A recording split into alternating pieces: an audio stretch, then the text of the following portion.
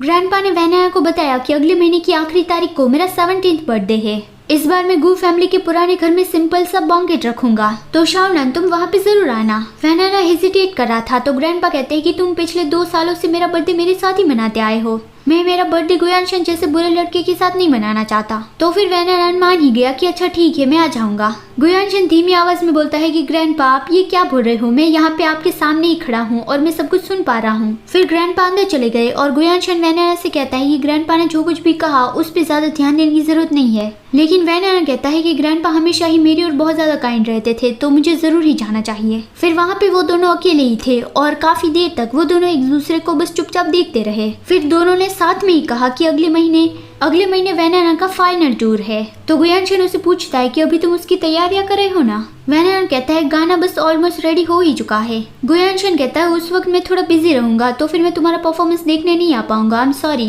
जब तुम वापस आओ तब हम सेलिब्रेट करेंगे। ये जान के वैनाया थोड़ा उदास हो गया और वो कहता है कि ओके। तो गुयानशन पूछता है क्या तुम उदास हो गई। वैनाया कहता है नहीं, मुझे बस अचानक से कुछ बात याद आ गई। गुयानशन कहता है मैं जानता हूँ, मैं बस मजाक कर रहा था। और वो पूछता है कि पता नहीं हम दोनों आपस में कोई बिजनेस कर पाएंगे या नहीं। और मैं ये सीरियसली कह रहा हूँ, मैंने यहाँ पे पास में ही ये स्टोर खोला है, ये पहला कदम था और फिर हमें इसे प्रमोट भी तो करना होगा, है ना। वैनाया कहता है लेकिन अब मैं बहुत ही ज्यादा एक्सपेंसिव हो चुका हूँ, क्या तुम मुझे अफोर्ड कर पाओगे। फिर 1 महीने के बाद वैनाया का पियानो कॉन्सर्ट था। वो तांग शुओ के साथ स्टेज पर पियानो बजा रहा था। वो दोनों परफॉर्मिंग दौरान एक दूसरे की ओर स्माइल कर रहे थे। वहाँ पे मोबे भी उसे देखने आया था, तो तांग शुओ को इस तरह से स्माइल करते देख उसे अच्छा नहीं लगा। परफॉर्मेंस खत्म होने के बाद सब लोग उसके लिए तालियां बजाने लगे और उसकी फोटोज खींचने लगे। तांग शुओ अब भी ठीक से चल नहीं पा रहा है, तो वैनाया उसकी हेल्प कर रहा था। उन दोनों को इस तरह से साथ में देख के मोबे को अच्छा नहीं लग रहा था, तो फिर वो जाने लगा। लेकिन तभी तांग शुओ ने उसे देख लिया और उसने वैनाया को कह दिया कि शाओनन वो यहाँ पे आया है।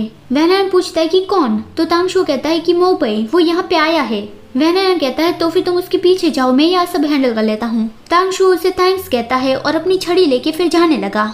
बहुत सारे रिपोर्टर्स उसका इंटरव्यू लेना चाहते थे, लेकिन वैनाया ने सबको बताया कि पहले जो एक्सीडेंट हुआ था उससे वो पूरी तरह से रिकवर नहीं हुआ है, तो समझने की कोशिश करिए और उसे जाने दीजिए। तांग शुओ ने भी कहा कि अभी मैं रिकवर हो रहा हूँ, जब मैं रिकवर हो जाऊंगा तब आप मेरे स्टूडियो में आना और तब हम आराम से इंटरव्यू लेंगे। तो फिर सब लोग वैनाया से सवाल पूछने लगे और तांग शुओ यहाँ से चला गया। वो बाहर तो गया लेकिन उसे मोबे कहीं दिख नहीं रहा था। तो फिर तांग शुओ सोच रहा था कि वो पर्सन ऑब्वियसली मोबे ही था, लेकिन पलक झपकते ही वो गायब कैसे हो गया। मुझसे कोई गलतफहमी नहीं है, वो वही था, लेकिन वो छुप क्यों रहा है। वो मुझे गुड बाय कह के भी नहीं गया। तांग शुओ की आंखों में आंसू आ गए थे और वो चारों ओर उसे ढूंढ रहा था। तभी वो किसी से टकरा गया और वो नीचे गिर गया। वो दूसरा पर्सन उसे माफी मांगता है कि आई एम सॉरी सर, मैं बहुत ही जल्दी में था, आपको चोट तो नहीं लगी ना। और वो तांग शुओ को उठने में मदद करना चाहता था, लेकिन तांग शुओ ने उसकी मदद लेने से मना कर दिया। उस पर्सन ने देखा कि तांग शुओ के पैर में चोट लगी है, तो फिर वो उसकी मदद करना चाहता था, लेकिन तांग शुओ ने फिर भी उसकी मदद नहीं ली। तो फिर वो पर्सन चला गया।